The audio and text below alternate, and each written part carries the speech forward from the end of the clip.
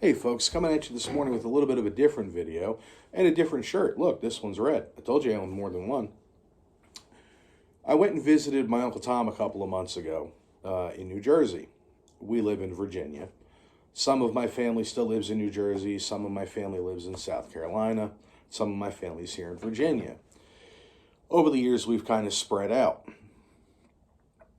We were talking while we were visiting about his childhood and him being a young man in the Navy, all the different places he went and saw, things he did,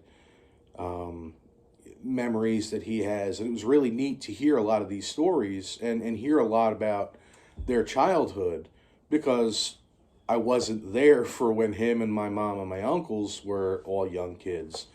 So it was cool to hear these things, and he showed us and played for us family videos from, back in the 50s and the 60s and the 70s, and it was really cool. One of the things that we talked about were some of the lessons that Grandpa taught us. Well, his dad, my grandfather, which is funny. On a little sidebar, my uncles and my mom always referred to my grandfather, to me, as Grandpa, and my grandmother as Grandma, never as Mom or Dad.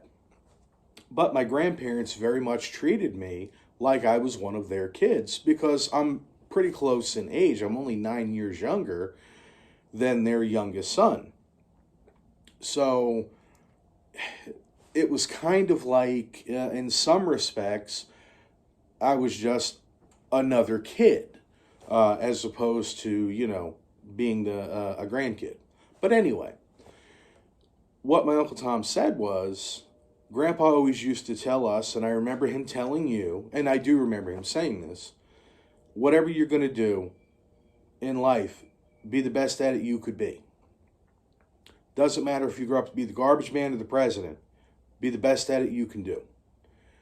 Those words aren't really that profound, but they really do have a profound impact, and they really help to shape how you look at things and how you handle things, and even how you instill lessons into your own kids, my children.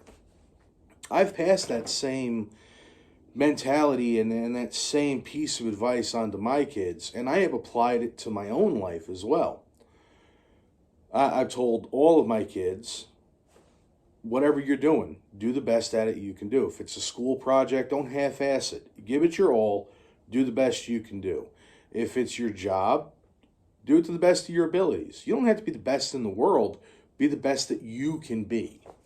And that is something I remember my grandfather saying, not in those exact words, but that really has shaped how I've done things, and it's helped me to shape how my children do things. It's something that you think everybody would just have an understanding of, but as I deal with people and I talk to people and I spend time out in the world, it doesn't look like a lot of people were given that same information to do the best that you can do. It seems like a lot of people just kind of get by with the minimum they can get by with, and then they go on about their business, and they go on to whatever it is they want to be doing instead of what they're supposed to be doing. So I pass these words on to you. It doesn't matter what it is you're doing, whether it's your job, whether it's your hobby, whether it's, playing a game, whatever. Give it your best. If you're going to take the time to do it right, do it to the best of your ability, and make sure that when you're done with whatever you're doing, you can look at it and take pride in it. And that's a big thing.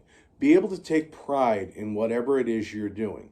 I've had a lot of jobs over the years, and I have embarked on a lot of different ventures and taken on a lot of things, some of them that I knew nothing about, but I always did it to the best of my ability. And I have done that because of those simple words my grandfather said to me 35 or more years ago. Whatever you're going to do it to the best that you can do it. That's all. Pass that little nugget on to others. And if you enjoyed this, share it with others, and let me know what you think.